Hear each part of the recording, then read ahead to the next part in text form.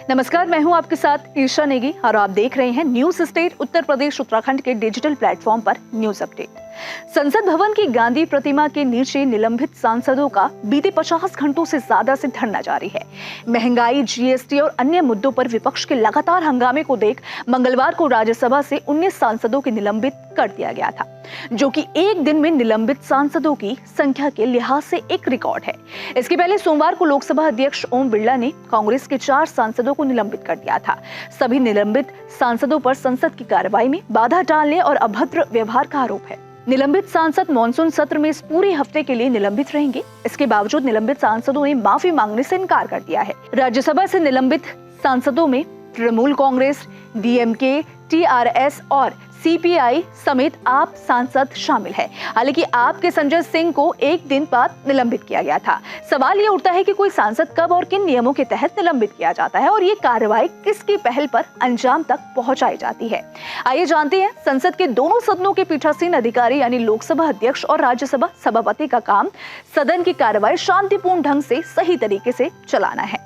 ऐसे में हंगामा कर सदन की कार्रवाई में बाधा डालना, चेतावनी के बावजूद सदन का काम सुचारू रूप से नहीं चलने देने पर स्पीकर और चेयरमैन दोनों सदस्यों को सदन से हटने के लिए मजबूर करने का अधिकार है।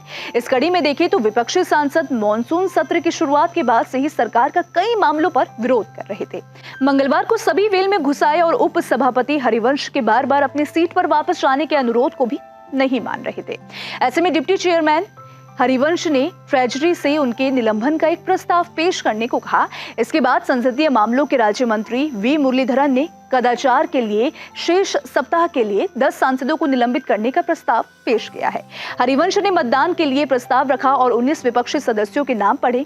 सदन की प्रक्रिया और कार्य संचालन नियमों के तहत नियम संख्या 373 में स्पष्ट कहा गया है कि यदि स्पीकर की नजर में सदन में किसी सदस्य का आचरण घोर अव्यवस्थित है तो वो ऐसे सदस्य को सदन से तुरंत हटने का निर्देश दे सकता है।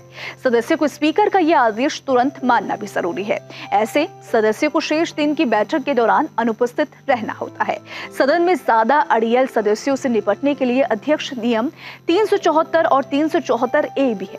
नियम संख्या 374 के मुताबिक लोकसभा स्पीकर सांसद की गरिमा में बाधा डालने एक या इससे ज्यादा सदस्य के नामों का ऐलान कर सकते हैं, जिससे या जिन्होंने आसन की मर्यादा तोड़ी हो या नियमों का उल्लंघन किया हो, साथ ही सोच समझकर जानबूझकर अपने आचार व्यवहार से सदन की कार्रवाई में बाधा डालने की कोशिश की हो।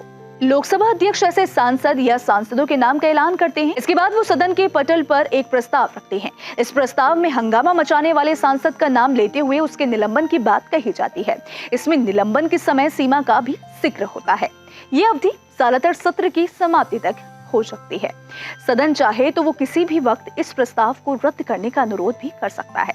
इस नियम के तहत निलंबित सदस्य को निलंबन तक की अवधि में किसी प्रकार से भी सदन की कार्रवाई में शामिल होने का अधिकार नहीं रहता है। लोकसभा की प्रक्रिया और कार्य संचालन नियमों में 374 ए की व्यवस्था है।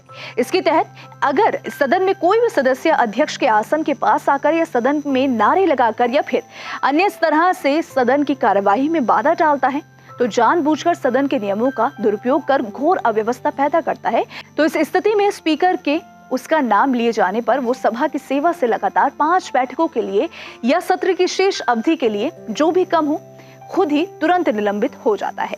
इस नियम का इस्तेमाल पहली बार लोकसभा अध्यक्ष मीरा कुमार ने 2013 में किया था। इस वीडियो में फिलहाल इतना ही। हमारे YouTube चैनल न्यूज नेशन पर तमाम विषयों पर वीडियोस उपलब्ध हैं। विस्तृत खबरों की जानकारी के लिए आप हमारी वेबसाइट newsnationtv.com पर भी विजिट कर सकते हैं।